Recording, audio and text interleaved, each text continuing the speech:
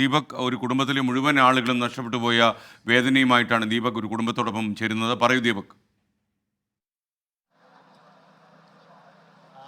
ഈ മുണ്ടക്കൈയിലെ ഏറ്റവും മുകളിലുള്ള ഒരു കവലയിൽ, ആ കവലയിലാണ് ഞാനുള്ളത്.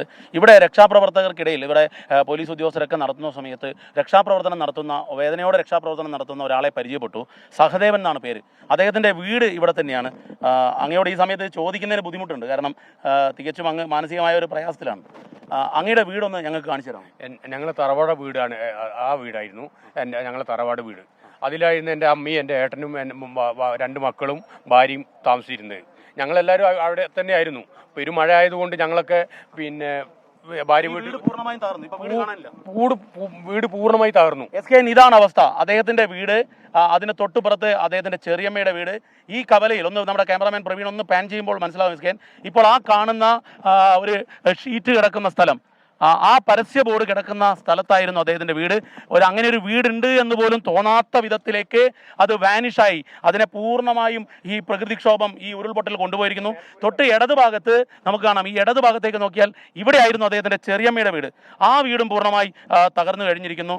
അങ്ങ് രക്ഷപ്പെടുന്നത് എങ്ങനെയാണ്? അങ്ങ് വീട്ടിലുണ്ടായിരുന്നില്ല? വീട്ടിൽ ഉണ്ടായിട്ടില്ല. ഞങ്ങൾ മഴയും കാര്യങ്ങളും കുട്ടികളെ ഉദ്യമം കാരണം ഭാര്യ വീട് അവിടെയായിരുന്നു. അവിടെ ഞങ്ങൾ ചെറിയമ്മയുടെ വീട്ടിൽ ആരൊക്കെ ഉണ്ടായിരുന്നു? ചെറിയമ്മന്റെ വീട്ടിൽ ചെറിയമ്മന്റെ മോനുണ്ടായി, ഒരു മോളുണ്ടായി, ചെറിയമ്മ ഉണ്ടായിരുന്നു. ചെറിയ കുട്ടികളായിരുന്നു? അല്ല, ചെറിയ കുട്ടികളല്ല, വലിയ 10. ഇവരെ തിരിച്ചറിയോ? ഇവരുടെ മൃതദേഹം കിട്ടുമോ? എന്തെങ്കിലും ഉണ്ടായോ? ഇവിടെ ഒന്നും കിട്ടിയില്ല. അവരെ 3 പേരും കിട്ടിയില്ല.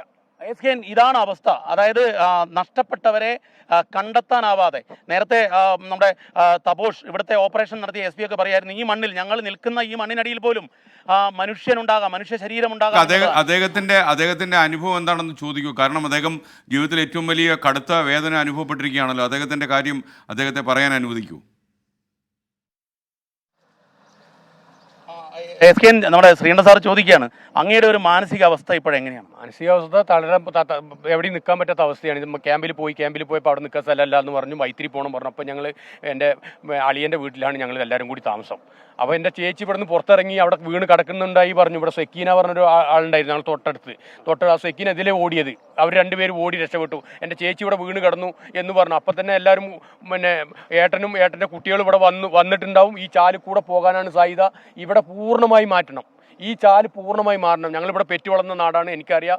ഇത് ഇവിടെയാണ് സീതമ്മക്കുണ്ടുണ്ടായിരുന്നത്. ഈ ചാല് പൂർണ്ണമായി മാറ്റണം സാറേ. ഈ എടുത്തിട്ട മണ്ണ് മാറ്റി പൂർണ്ണമായി ഇവിടുന്ന് മാറ്റണം. ഇന്നലെ എൻ്റെ ഏട്ടൻ്റെ കുട്ടീനെ കിട്ടിയത് ഇവിടുന്നാണ്. ഈ പോസ്റ്റ് ഓഫീസിൽ നിന്നാണ് കിട്ടി, ഇന്നലെ കിട്ടിയത്.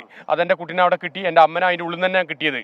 അമ്മേനെ വീടുള്ള സ്ഥലത്താണ്, വീടിൻ്റെ ഉള്ളിൽ നിന്നാണ് കിട്ടിയത്. എൻ്റെ അമ്മനെ കിട്ടാൻ കാരണം എന്നെ അവിടെ വിട്ടില്ല. ഞാൻ ഇതിലെ 4 കിലോമീറ്റർ ചുറ്റിയളവിൽ വന്ന് ഈ കാട് കയറി ഞാൻ ഒറ്റയ്ക്ക് ഇവിടെ വന്നിട്ടാണ് ഈ പുറലോകത്തെ ഞാൻ അറിയിച്ചത്. ആ ഷീറ്റ് വീട്ടിൻ്റെ ഷീറ്റാണ്, ഫ്ലെക്സ് ബോർഡല്ല സാർ. അത് വീട്ടിൽ നിന്ന് മേൽക്കൂരയാണ്.